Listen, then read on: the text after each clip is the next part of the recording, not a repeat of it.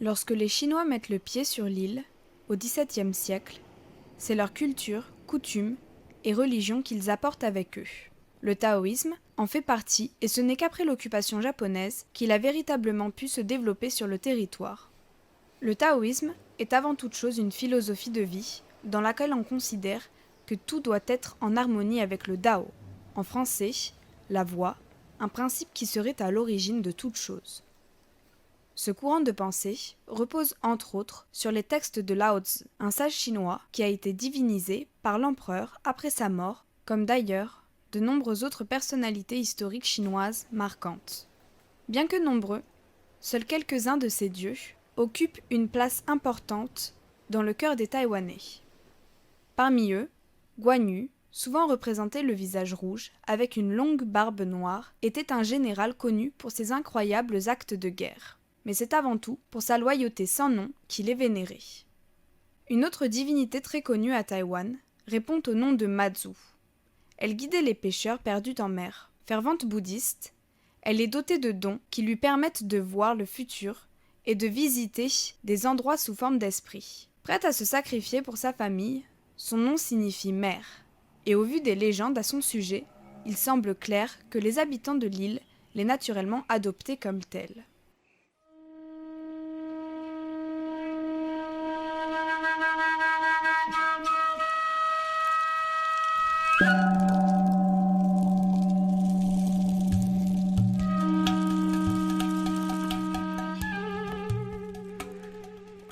C'est à un tout autre dieu auquel est dédié le temple Bao An Gong, situé dans le district d'Atong.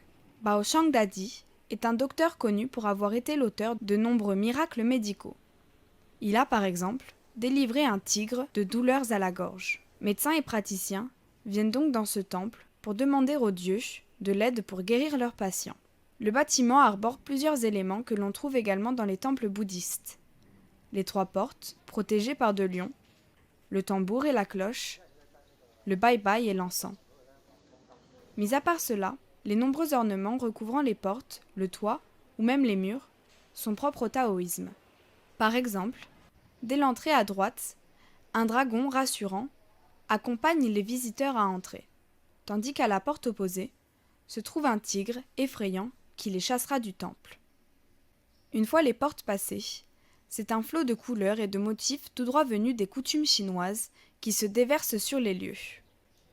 Ainsi, la simplicité, à l'inverse d'un temple bouddhiste, n'est pas de rigueur, et c'est aussi une notion que l'on retrouve au travers de l'accoutrement des moines des 2 religions.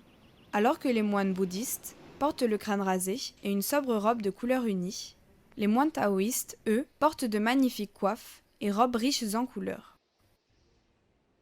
À l'intérieur, l'on trouve également ce que les Taïwanais appellent le bois buey, des demi-lunes de bois rouge, bombées sur un côté et plates de l'autre, que les gens serrent entre leurs mains face aux dieux.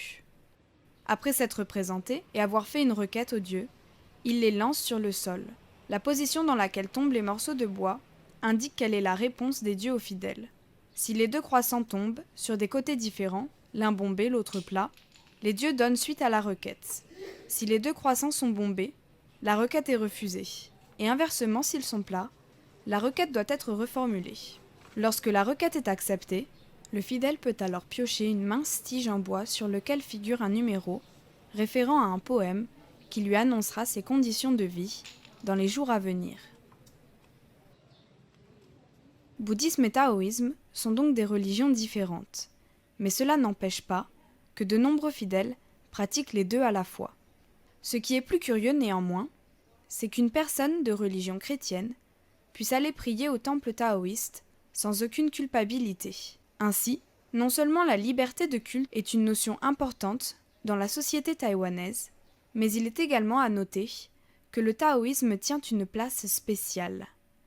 Plus qu'une religion, c'est une philosophie qui enracine chaque Taïwanais à la culture et aux coutumes de son pays, et ce, indépendamment de leur orientation religieuse.